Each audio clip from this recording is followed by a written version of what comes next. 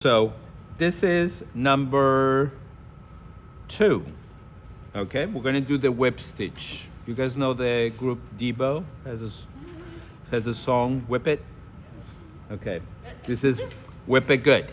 Okay, so the whipping stitch is actually very, very helpful to use when your machine thread is coming apart and you need to mend the little corner and you can't put the garment back again into the machine. So you need to have an invisible stitch that you can sew it by hand just to fix something. Okay, so I'm going to use this Whipstitch and pretend that I already sew it. So I'm gonna fold it as it is my seam allowance. Okay, because I'm pretending that I have sewn it already. And then I'm gonna fold it here as it is my seam allowance again. Okay, I'm hoping that this is 1/2 inch. And I'm gonna pin it as if has been already sewn and pressed open. See this? It's folded here and it's folded here. And we're gonna stitch the seam by hand, pretending that it is a seam allowance. And again, we're gonna use this stitch for the bustier.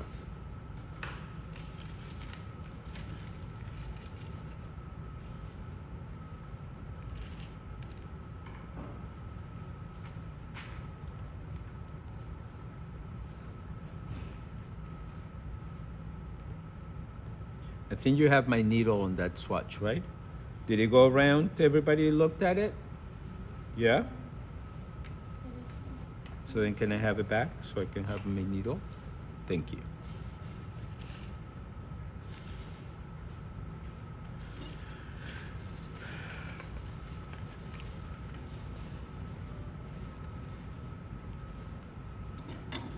I'll finish it later.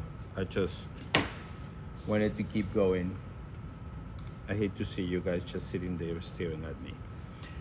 Anyway, I'm pretty, but not that pretty. Okay, so we're gonna get it through the eye of the needle. Again, I don't know why it's not going in today. And by the way, cones of thread, they don't necessarily mean that they are just for sewing machine. There is thousands of different kinds of threads. It depends on the thickness, it depends on the fiber content, so on and so forth. So when you buy thread, do not buy thread that is 100% cotton. I know that some of you guys want to be sustainable and you think like cotton it's better. It actually is not. Okay, for sewing it's a very weak thread and it will tend to shrink when you wash it. Okay, so if you are buying thread, make sure you buy the one that says all purpose if you buy the little cones. Now this thread, and why is it fuzzy that I can't actually thread on the machine? This thread is actually for overlock machine. Now your overlock machine, you use 3 or sometimes more. Zachary, what does it say on the top of the white ridge on those cones of thread? The gray one. What does it say? Okay, so whenever it has the word lock on it, guess what it means? Overlock, right? So it's a weaker thread. You shouldn't use it on your garments.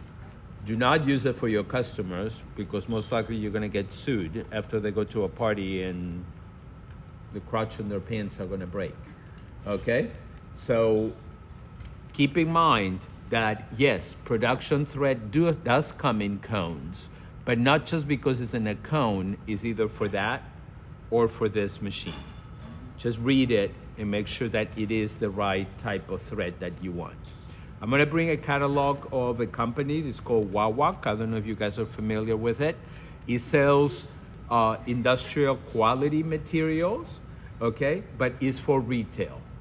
And you're gonna see that the first 17 pages are all different kinds of threads, okay? So for your knit, for your t-shirt, for example, you have a woolly thread, a thread that is made of nylon that stretches, because when you put it on and you get your head through it, you don't want it to stretch out and break the thread. It's gonna start coming apart, right? So it depends on what you do. Like for example, your overalls have a much thicker thread. If you use this thread on that denim in yellow, they're gonna look like a really hairline. You use a thicker thread so your top stitching is more obvious, right? So that's more of an embellishment type of thread. So again, little protein, we do a knot. And the idea is to hold the two edges that we folded and make a tiny little stitch. And we're gonna do it at maybe less than 1/8 of an inch because we're trying to imitate what the sewing machine does. And we barely are catching a little tiny yarn on it. Hold on, it has a knot in the way. Let me make a few more so you can see. And then I'm going to show you what I have done.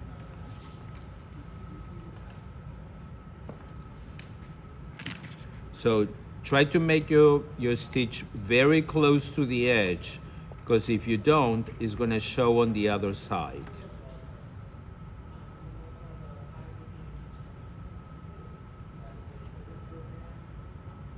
Is it the same thing as a catch stitch? No, the catch stitch goes like X's. You go to the front and you go to the front. I'm just going around. I'm going around these two little threads of yarn, and then I'm going back and doing the same thing over and over again. Just very tiny, very close together. You guys want to get closer here so you can see? Please do that. See, I'm barely catching a thread. And maintain these two seams together like this. Is it showing on the video? Yes. Okay. That's it. That's all this stitch. So when you open it, look, it looks just like the machine. Yes? See that I stitch it only up to here? Right? Obviously, using a matching thread, it will be less obvious that you have a contrasting thread. Okay? I'm gonna pass this around so you guys can see it.